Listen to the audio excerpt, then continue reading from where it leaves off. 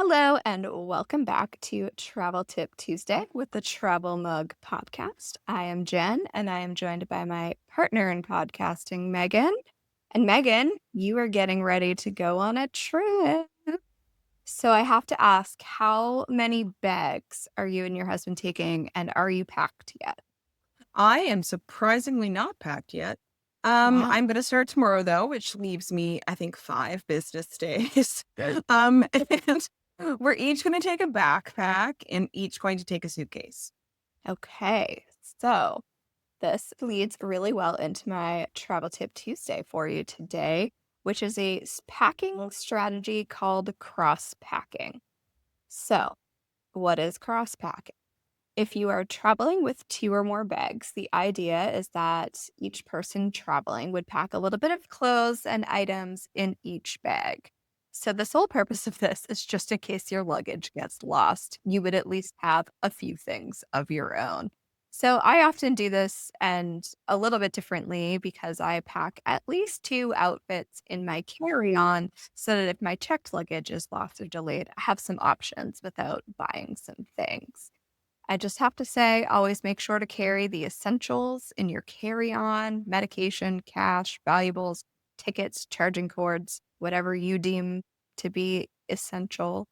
But essentially, this is just another way to minimize the effect on your trip if your luggage does happen to go missing or is delayed. But don't forget, if airlines do lose your luggage, you are entitled to compensation, including replacing the contents and the suitcase. So, Megan, have you ever cross-packed in the future? And do you think you will do it for this trip maybe? I do what you do.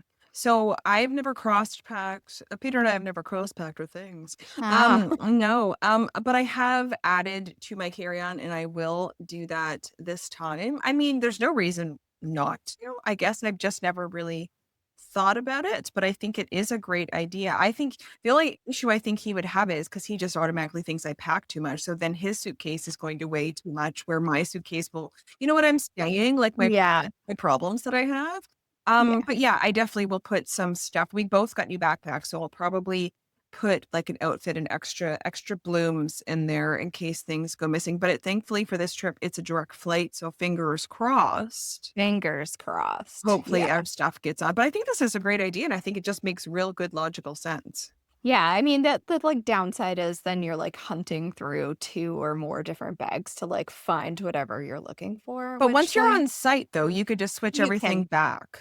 for sure, and, like, I know you hate packing cubes, but packing cubes I can got be new ones. useful here. Oh, Oh. I meant to Oh. tell you. I Ah. got some compression packing cubes. I will follow up with a Oh. future Terrible Tip Tuesday on that. I know. I'm excited, and I bet our listeners also can't wait to hear Mhm. all about that in a few weeks. I am terrified though because they're compression that they're going to lead me to pack more because then it's going to switch it all down. We shall see.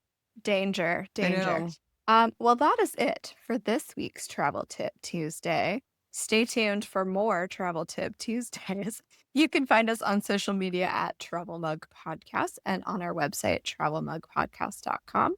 You can support the show through Buy Me a Coffee, by leaving a review on your podcast player of choice, or by sharing the show with a travel loving pal. And until next time, bye. Bye, everyone.